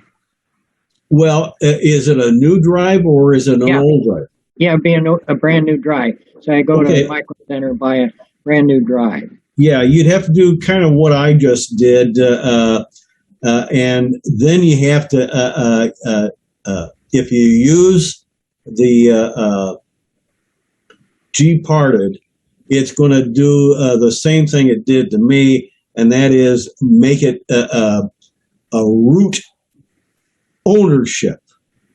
And most of the backup software wants to run in standard mode and not in the administrator root mode. Yeah. And so what has to be done is I'll have to wait until the next meeting. In the meantime, I'll take the drive.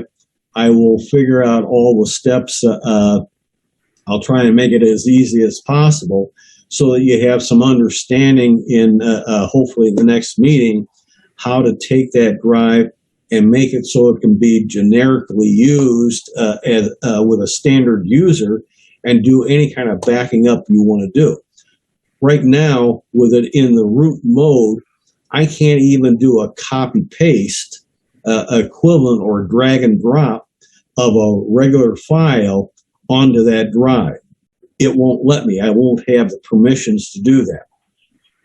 And we're going to, I'll get this thing changed so that once I've got it changed, we'll be able to take and do plain copies. Maybe I just created a new file and I want to have an extra copy just in case, because it's that important to me. And I'll just do a drag and drop or copy paste from wherever it is on my system to that particular drive. And it'll just be another folder out there on that backup drive that I can access just that one file, application, whatever it is. So it's kind of a mixed bag of things. With Windows, you wouldn't have this particular issue. With the Linux, it's actually in many cases more secure, not meaning that it's impervious to attacks of various malware or hackers.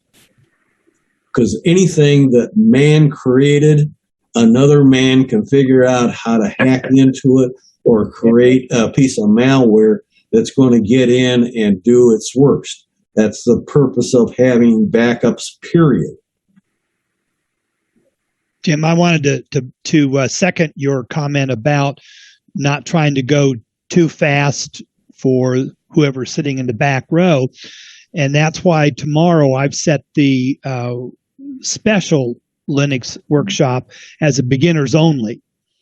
And, I don't even want people like me to come to that meeting because I want the beginners like Donna have free time to ask those beginning questions and not feel bad about it. So yeah, we sometimes tend to move ahead too fast from people. So we got to be careful. Otherwise we'll scare people off. Yes. And that's what I'm worried about right now. And I'm glad you brought that up. Folks, if you're a newbie, Dennis, that includes you, Wayne. I've signed up. I'm signed up. If you haven't signed up, you got until midnight to sign up. And we sent out a lot of notifications about this upcoming Linux workshop. And anybody out there, even those who don't have Linux right now, they're trying to find out more about it. I suggest, like Jim Freeberg, Aldo. I'm not going to try and enunciate your last name. Sorry about that. And Donna Ken, Ted Swenson, Harry Nelson. If you guys are interested at all, find your CCS or APCUG email. Go down to where it talks about the Linux workshop for tomorrow and get registered tonight so that you will receive an email with a link to get into that meeting. And it's for all of you that haven't got a running system right now and are interested in trying to experiment with it. I did make a video of the meeting we had. I call it an extra meeting because this is normally a once a month meeting. But after the July meeting, sorry about that, I decided 2 weeks ago to have an extra meeting to try and get new people up onto a Linux Mint distro. I'm not saying the video is the greatest thing in the world by any stretch of the imagination, but it at least is a starting point and can point you into the direction you got to go to get Linux on your system. And there are multiple ways of doing it. We just are selecting a way to try and keep things on a simpler level. And instead of trying to do dual boot and multi-boot like I do and a couple others here do, I'm asking people to have a computer they're not really using for anything right now and use that for the standalone Linux to install the Linux Mint on. And by doing that, you have a working system in Windows that you can attend meetings with, and right next to you is a Linux box, and when you get it up and running, you can also join Zoom meetings on it. But until then, you got to have the two eggs separate. No scrambled egg here. You got to have two separate eggs. Yeah. And Tim, I may even have to ask you for that link and share it with the people tomorrow. Okay, I don't mind one bit. Right now, I have to double check because Jerry, I don't know if did you get my new videos up? Well, at just some point, because it sounds like that would be something that we could say, here is a group that are starting from scratch, and you might want to watch this video because you've designed it just right. Tim, I know you put one in the tips and tricks just today or yesterday. Was that mine or yours? Well, I sent you an email with 4 links in it, and those are to the new videos. I don't remember seeing that. It's under ccs.org email. Oh, let me take a look here and see if I can. Did you say? Oh, okay. I don't look at that one that frequent. That's why. Okay. Well, hold on, sorry about that. What are the 4 new ones, Tim? Could you repeat that? What are the 4? That's what I'm looking at right now to see. I mean, what's in them? Some of us have multiple email accounts, and he's got multiple. I got at least a dozen. I mean, what's in the videos you say you have? Well, I have. I downloaded your Linux one several days. I mean, that's mine. That's one of them. That's one of them. But there's the other ones. There's other ones in there. I've got so far 4. I got. I got them here. Okay. Yeah, I'm using Google Drive to transfer them. And John, if you want that video, the best thing I can do is send you a link to my Google Drive that's got the file out there. and you can download it and do whatever you want to with it. Okay. Well, I'm just thinking that there's some kind of there's a good resource that's been created. So That's you fine. don't have to invent the wheel, and you've done it with the totally new person in mind. That's fine. I don't have a problem with that. And there, as Wayne points out, and a few others, that there are probably some issues with it. I try to cover quite a bit there in one video in one session. But if you take it slow, step by step, making sure you know what I'm talking about first, it should turn out a-okay. Donna, if I'm not mistaken, did fine in setting hers up. So, Well, I had to do it from the video. yeah, I blew it during the class. I was struggling, but the video, my husband and I both went through it very carefully. yeah, I understand that. And stopped it and repeated it to get everything done. But I did get my partitions and I got the system installed on the laptop, so I'm very happy. It was a lot of work. I'm happy too. And that's the other thing, and I brought it up before, but I'll bring it up again. With computers, you have to treat them mentally like you're talking to and working with a 2, 3, 4, 5, 6-year-old child. And you have to tell it anything and everything you want it to do. And when you make a mistake, it makes the mistake too. So you have to watch what you're doing. You have to have patience with computers and persistence. If you don't have either one of those two, first, stop what you're doing, get up, walk away from the computer until you get your mind back on track. Then come back to the computer and see if you can correct things. John? Yeah. John? Yeah. I sent you an email of where the video that Tim is talking about, how to set up everything, is there. There's two videos. Our first one is Linux 2, and the second one on what is it, 210810. That's the one where he takes and puts together the Gparted and also how to install Gmin. I was amused, Tim, when you said about how you treat the computer, because I taught first grade for 25 years. So that's where I've learned to work with the beginners and slow, step by step. But the last video out there is the one that Tim is talking about. Okay. See if you can bring it up. I'll check it later. I will say, John, that what I did is I prefaced the video by pointing them on an email. I'll try and dig that out and send you a copy of it. You should have gotten a copy anyhow. Mm-hmm.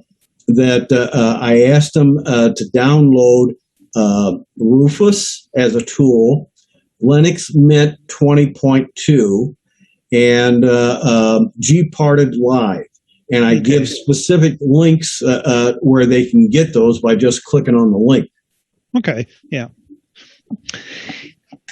I just, I felt that our regular Linux workshops started going up the hill, and we had people that weren't keeping up. Yeah. So I decided to do this one tomorrow and just say it's just for beginners. We want beginner questions. That's fine. I agree with it. In a sense, I'd like to get a copy of it just from a standpoint of ideas, techniques, and the questions people bring up. I will get the workshop on that when it comes out, Tim. Pardon? The workshop Judy will put out the workshop on that, unless you did not attend. But if you didn't attend, I will have it. Yeah, we posted publicly after we post it for participants. So he'll get it after we record it, and then you can watch it too.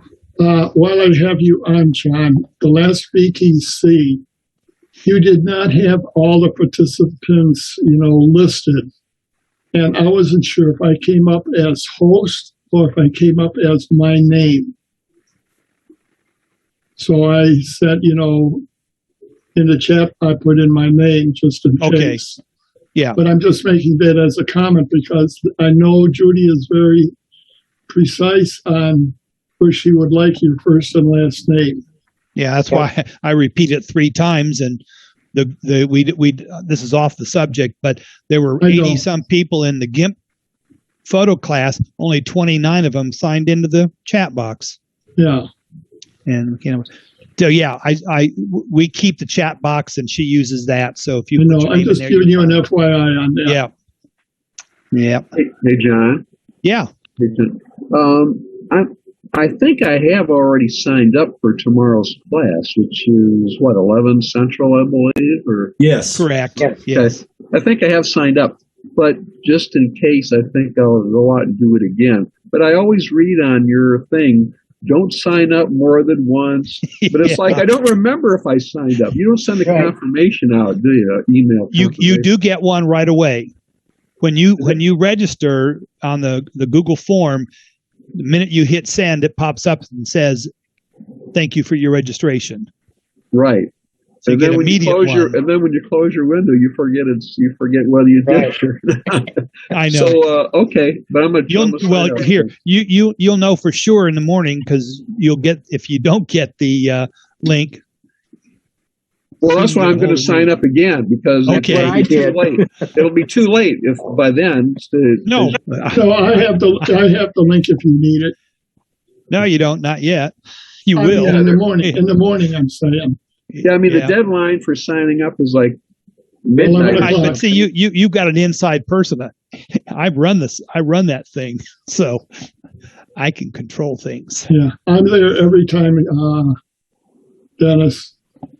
Yeah, but if you sign up, go ahead and do it again, and we'll just say you're already signed up. Sure.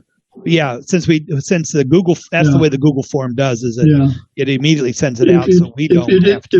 If you didn't get the email by 9 o'clock, send me an email and I will send it off to you. Okay, great. And I have a request. Tim, send us the website where all the videos are posted, would you? Again, you can email it to us. That's the problem at the moment. They're not going between my computer and Jerry. Jerry is our webmaster, and he has to put them up on to our website, and then we'll have a list out there of all the videos, which includes other videos of other meetings of CCS. We're trying to come up with a format, and Tim and I have not been able to get together because of my illness that easy. Well, also too, under I'm pretty sure under ccs.org, I sent an email to you that is a document of what I'm trying to get accomplished. I'll take a look for that one too. I'll see if I can find it. So generally speaking, now I'm a little curious with a few of the new faces I see in the names: Jim Freeberg, Aldo, Ted Swenson, and Harry. If any of you guys have a Linux up and running or not. No on Aldo. How about you, Jim? Let's see. I do not. I haven't had time to do it. Okay. I have run a Linux machine a number of years ago, but I haven't done it recently. That's okay. I 2 weeks ago I created a video, and it may not be the greatest, latest thing, but it's at least a starting point of a philosophy of how to get that set up. And I have a couple successes. I have a couple that are having some difficulties. Ted and Harry, do either of you have anything set up, or is there an interest, or are you just trying to find out more about this? Right now, I'm just trying to find out more about it. Okay, one of the videos that are going to be put up is the first Linux meeting we had, and that one is That's up right gives you some of now. the philosophy and feel. That's up right now in that presentation one. Both the first one and the special one are up there. Okay, and he's got two more for two other meetings. That one. I have them, but I just through what we've been going through, I just haven't gotten them up there. I understand. Okay, Dennis Leeds, you said you had put together something from the putting the G-parted and all that on the thumb drives. Did you have a document, or what did you have? Margaret, you call. Are you talking to me, Jerry? Yes, I am. I was mentioning to Tim that I had gone through the video and made a list. Actually, it was on a spreadsheet of each minute what was being done at that minute. I was only going to send that to Tim to see if he thought it was useful. So at the moment, I'm just sending it to Tim. Okay. I thought I saw something like that in the chat box. Well, what it is that he's talking about, he came up with a few issues of understanding how to deal with the G-parted. Yeah, I've got to look at that to see what he's referring to, and that way we can try next time to clarify some of the issues that if he had them, other people may have had the same kind of issues. And we can try and tackle several of these kind of issues early on in order to be able to get things in better shape, I guess is the best way to put it. Well, plus I thought it was good from the standpoint of if someone wanted to look at the video, I mean, it's like a couple hours long almost. If they said, oh, well, I only am interested in the Rufus part. You know, when you look at the list, you can see, oh, the Rufus part starts at minute, 87 or whatever. So I thought it might be useful from that standpoint too. Yeah, indexing. Yeah, I can index. That's basically what you're talking about, Dennis. Is indexing. Yeah. Okay. And I think that's a great idea. Maybe we should share it with the entire group because people got lost at a certain part. It'd be a lot faster just to get to that area where they had a problem. Well, I'll send it to Tim. It's Tim's show. I'll send it to Tim. Tim decides. Thank you. Tim decides. Don't worry about that aspect. It's just a case where, let's put it this way, just doing the Linux group and what I'm trying to also do with the other four groups of CCS and attend Central Florida Computer Society's Linux group and Oklahoma group, getting a full-time job without getting paid for anything, besides the full-time job I got as president of CCS and creating all the articles. And that's the other thing I want to bring up at this meeting is a resource that maybe some of you don't know about, and those that do, there's a headache. But at the same time, too, I got a partial analgesic for the problem. What I'm going to do is bring up, I'm using Chromium browser, and I'm going to go in and I'm going to go to ccs. Wrong keyboard. ccs.org.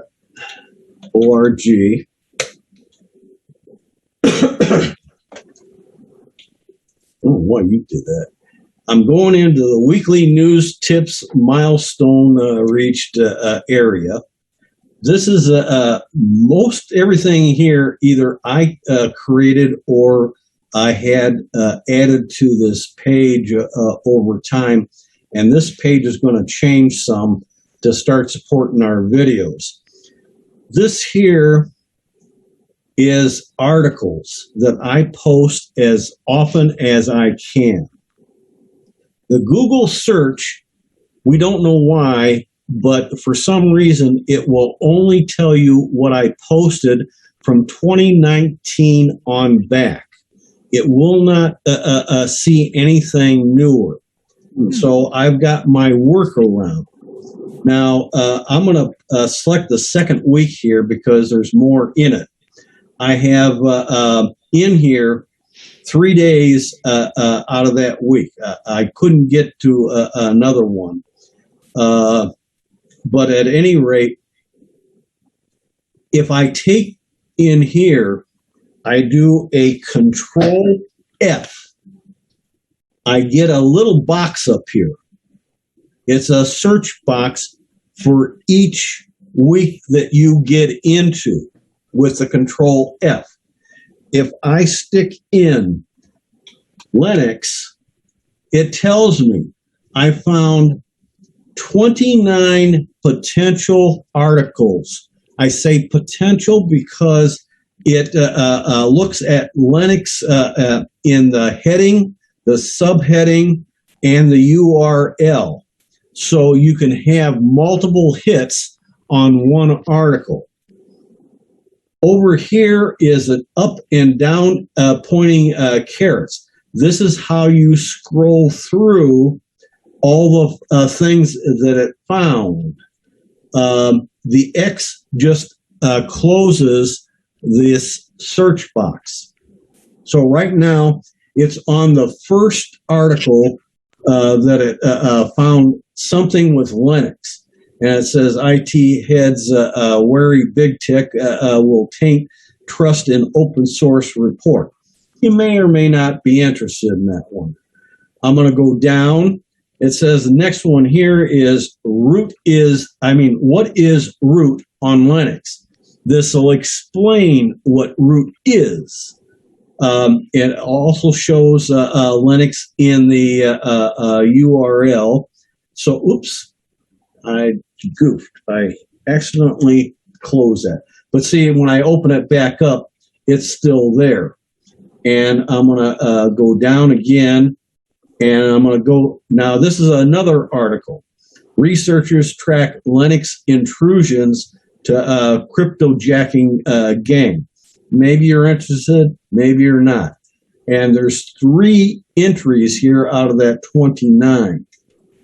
If I go down again, I got Make Ulu Linux core now built on forked GNOME desktop. And there's 3 entries out of that 29 for it. Next one is stale open source code rampant in commercial software. Surprise. That's where a lot of our bugs and security issues come from in all the OSs.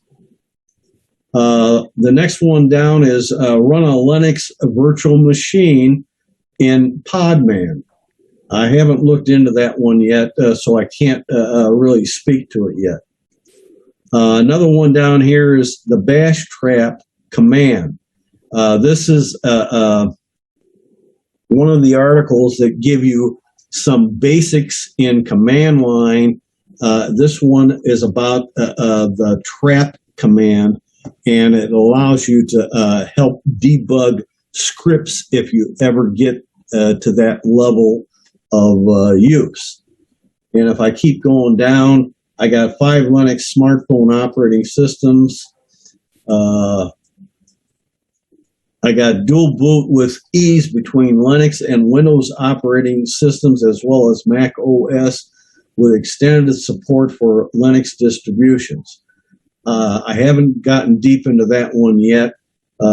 It's a Grub2 Windows tool to help you when you run into problems on dual boot systems, which inevitably you will have. So this is only for people who are doing dual boot. And you just keep on going down. You can change the search value. If I put in Windows 10, I get just Windows 10 ones. If I back that up and change it to Windows 11, it shows me my Windows 11.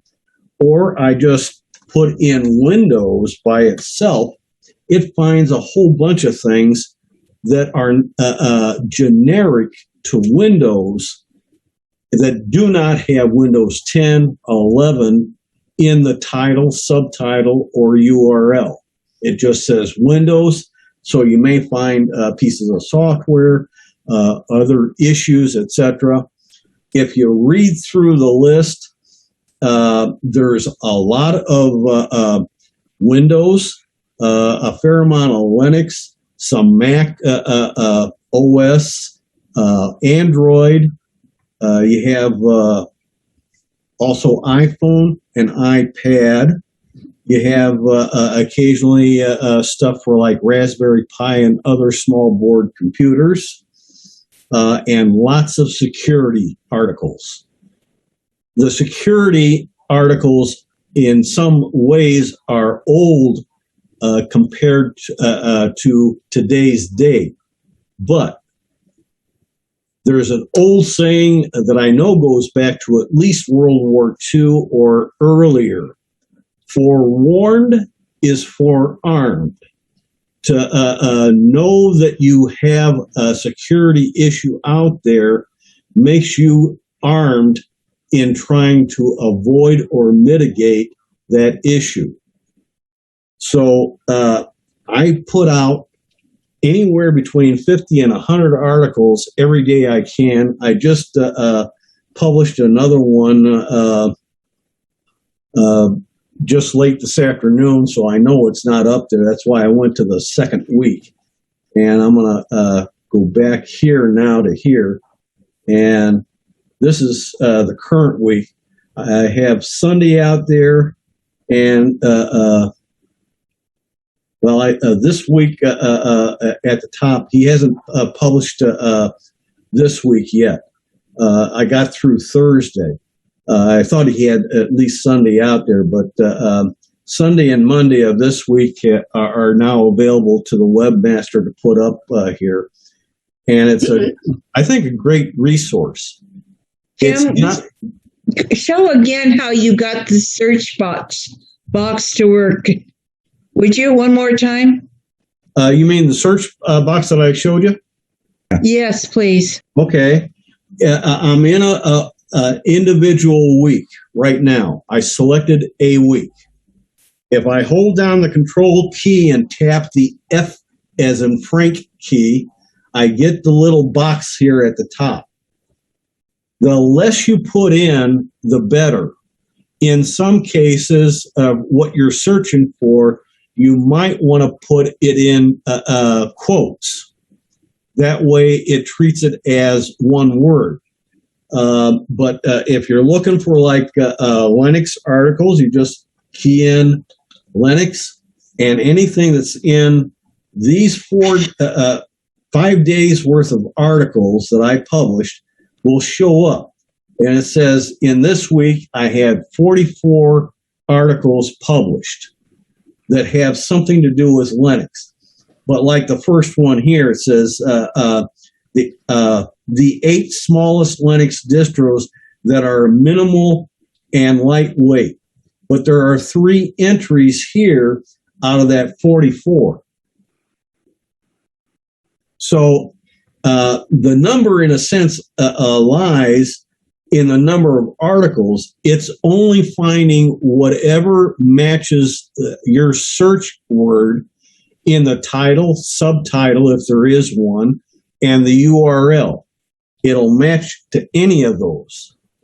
That's why that one has a Linux in the title, it has a Linux in the subtitle, and it has Linux in the URL. So it says there are 3 hits in one article. Tim? Yep. That Control F is the old Windows find. Yes, that's absolutely correct. So but that was stolen a long time ago from Linux, back in the DOS days. Back in the DOS days. I have a question. I've had a little bit of experience, and I had a lot of help at the time with Raspberry Pi. Yep. And Raspberry Pi is a Linux distro. Primarily, but not completely. Not completely. You get the OS onto the Pi by actually copying the bits onto a micro SD card. Right. Or a full SD if you got the original Pi. Yeah. Whatever. So I'm wondering, I've got 4 of these, my machine that I've got 4 identicals. They're all old Windows 7 machines. They got 8 gig of drive on them. It seems to be running the Linux directly. I happen to have a hard drive cloner. Can I get one up and running and just clone the hard drive to the other three hard drives? Sure. And just drop it in. That's right. Then make a second one. Wait. One. Let me, Pete, clarify. Are the machines exactly the same with hardware? They are identical. Okay. In If fact, they're not identical, there might be some hardware issues. Yeah. Actually, John, let me interrupt Pete for 1 second. John, one thing I've learned about Linux, it doesn't care that much. Yeah, I've got Linux distros here, and I take them from machine to machine, hook them up, and they run because something I read said that Linux figures out what system you've got. The only thing that you have to worry about is some unique piece of hardware that is more of a gotcha kind of situation. The run-of-the-mill machines, whether it's a laptop, desktop, I run them all the time, swapping the drives around from machine to machine, and they don't seem to care one bit. And the Linuxes all work. Yeah, I guess it would be just the graphics card because I know that you keep reading about graphic problems. Well, the funny thing there is some of them don't have a graphics card, and some of them do. And I have NVIDIA and Radeon, and they're all older stuff, so I haven't had an issue. Maybe if you have a newer video card, that could become an issue. There are special kernel modules that get added for NVIDIA. There is very little for Radeon. Yeah, but this is all getting way beyond basic level here. I understand. Back to Pete. Yes, clone your heart out. It'll save you from inventing the wheel each time. That's right. Don't clone it until you have the first one all set up the way you like it. See, the thing, though, you're forgetting, practice makes perfect. So if you take the cloning route, you're taking the easy way out, and you may not learn as much. That's serious. True. I understand. Yeah. But yeah, Pete, you can. There is a time and a place for that kind of stuff, Matt, seriously. But I consider even cloning like that kind of like an extra issue that really didn't need to be brought in at this point here.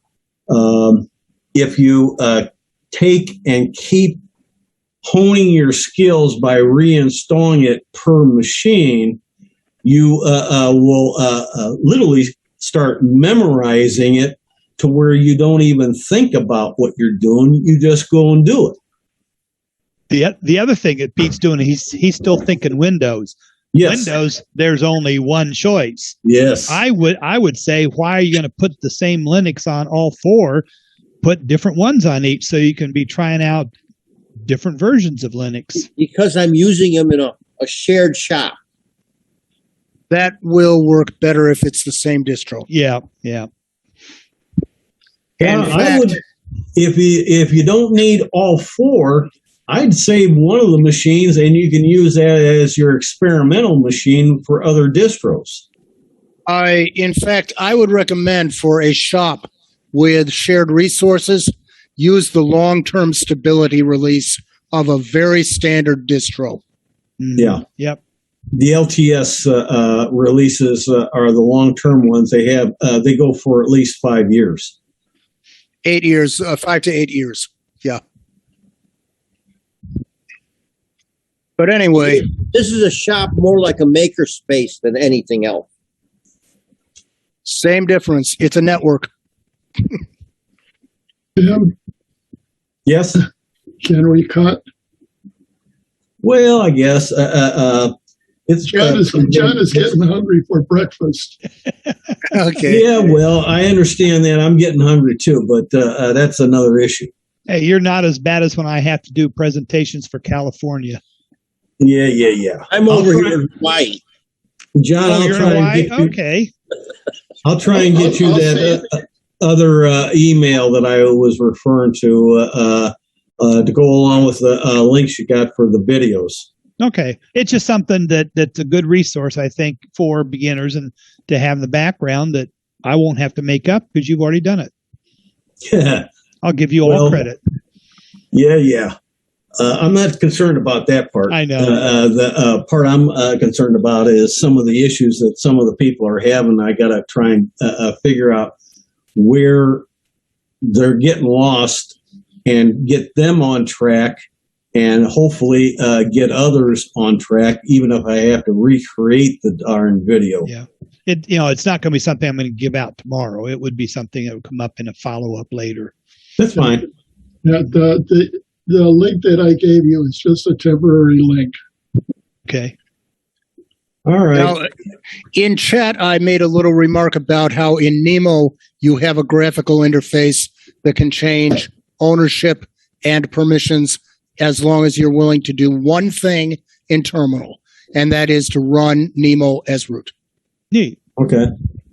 Well, And then it's graphical from there on out. And I'm going to try that in Kaja too. It's very easy to do, and I've done it in Nautilus countless times. And Nemo is the grandson of Nautilus. So Exactly. Okay. So this So we're is going back in time. if anyone wants, I can even post a link to 2 articles that show you step by step. You might as well. What the heck? I will I link did that. it. I will link that, Tim, to you in an email. Okay, Okay, that's and he fine. can send it to us. Perfect. I will send it to Tim. I will make a note. I'd be Yeah, glad and to I've know got that to trick. follow up anyhow on that with the video. But is there any further issues or questions? Because we need to try and end this meeting. It's near 2.5 hours now. I just want to say that I dropped in because I'm, wanting groups to get Linux groups up and going again. And I think you've got a great start. I think this is going to be a good for your group. And just like Flora's got it going pretty good for them. So I'm very happy to be able to report back to the actual Linux, learning Linux workshops that we have groups around the country that are starting up groups. So that's great. Okay. You got a great workshop every third or fourth Wednesday. Yeah, the third. And Pete, if you're interested in Raspberry Pi next month, I'm just going to sit back and run it because I don't know enough. It's all about Raspberry Pi. Good. The whole time. Because I played with Raspberry Pi for a couple years and then I had to get away from it, and I have Raspberry Pis out the wazoo, 1, 2, 3, and 4. And I got to get back into them. I just haven't had the time. Me neither. It's sitting in a box. Yeah. Isn't Well, at it the for moment, really advanced people too, a Raspberry Pi? Oh, absolutely not. Raspberry Pi is just a miniature computer. It's just so small, smaller than a phone. It's a kind of like a large credit card in size, and you add a power supply to it. You hook up video display to it, keyboard, mouse.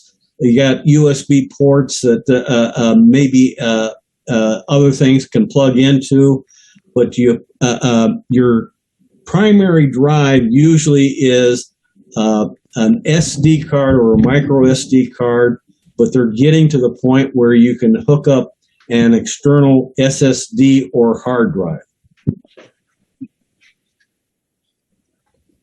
It's a whole other ball of wax. That's why I don't want to get into it right now. That's something down the road. It's a separate workshop by itself. Yeah, it is. And that's not a joke. I have to get into it myself before I could show you what it's like. All right. If there's nothing else, we'll call it quits for the day. And Jerry needs some rest. So. I had my chemo today. Yeah, I know. And you tire out real fast as is. But keep watching that ccs.org. Yeah. And thank everyone for putting up. I'd like to thank everyone for putting up with me. Yeah, there's a Raspberry Pi. That's in the shell, though. It's not outside the shell. There isn't much there. No. That's a Raspberry Pi right there. Yeah. That's an end. There's a little window there into the insides. There's only a few chips on the whole motherboard, and it does everything. It's an ARM processor. Yeah. They're a neat little thing that I was tickled pink and spent a lot of time on playing with those. Yeah. Hopefully next month's meeting, they're going to be talking about all the stuff you do with a Pi, just hooking up things to it. Well, in that article list of mine, that occasionally you see Raspberry Pi stuff in there too, including projects. And once in a blue moon, you see Adreno too. Yeah. All right. Okay. Good night, everybody. Have a safe weekend. Good night. Good night, everyone. Bye. Thanks Maybe for a see great few of meeting. you tomorrow. Thanks for Okay. a great meeting, Tim. Okay. Meeting, yeah. Good night from us too. Okay. It was very informative. Thank you. Mm-hmm. Aloha. Aloha. Oh,